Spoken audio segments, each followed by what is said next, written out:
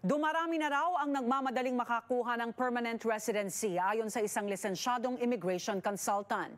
Ito'y matapos bumaba ang immigration target sa mga susunod na taon. Dagdag pa ang nauna ng mga anunsyo ng paghihigpit.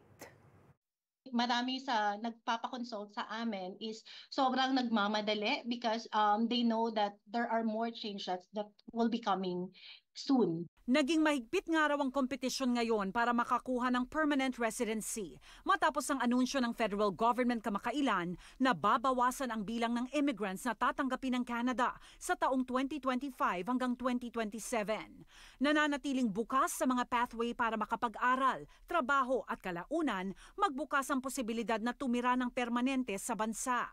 Bagamat di garantisado, sa sunod-sunod na anunsyo ng pagbabago, dapat palakasin ang aplikasyon.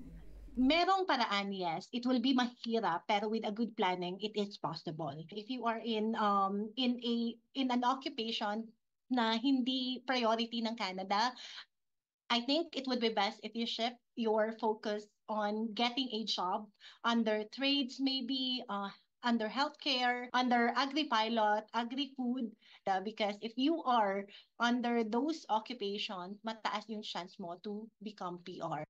Ayon sa non-profit service organization na Success, prioridad na ng Canada ang sinuman na pupuno sa mga trabaho na kailangan ng bansa. Immigrants are not here to take over local people's jobs.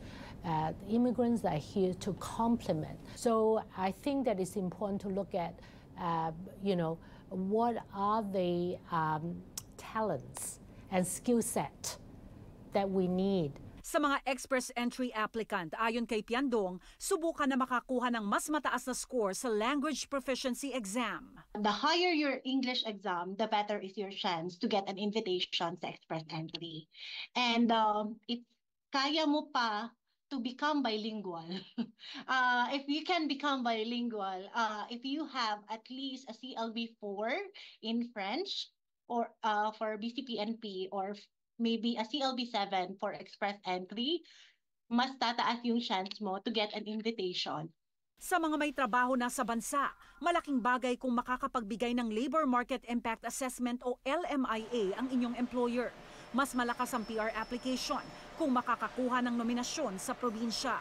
You also have to do your research and exercise caution in communicating with other professionals. Kasi hindi lahat nun genuine, baka ang intention lang is to manlamang. Sa 2025, mula kalahating milyong immigrants, target ng Canada na mag-welcome ng 395,000 na mga bagong immigrants. Higit 40% ng mga ito manggagaling sa mga aplikanteng nandito na sa bansa.